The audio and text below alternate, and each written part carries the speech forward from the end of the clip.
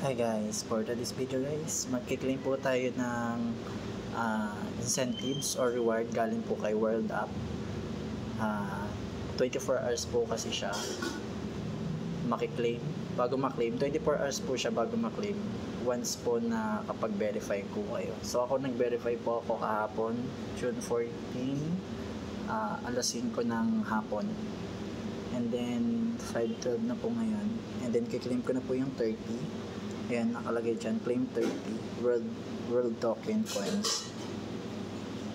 Ayan, click lang kayo dito sa world ID, then click nyo yung claim, then ayan yung 30 world coins ko, at ang value po nyan is 1727.98. Naka-defend day po kasi yan sa palitan, so ang palitan kasi is ito, 57.60. So, claim na natin. Then, click nyo lang sa spending. Lagay nyo lang sa spending. Then, continue.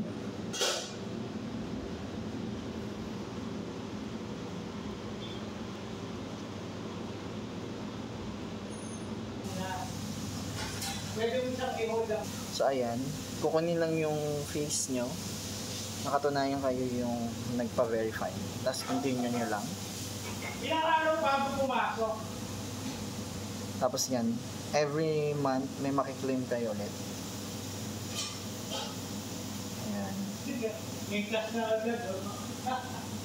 Magtira ka.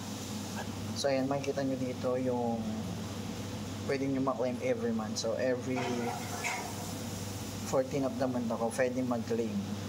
Ayan, hanggang 12 months po yan. So yun lang guys, thank you.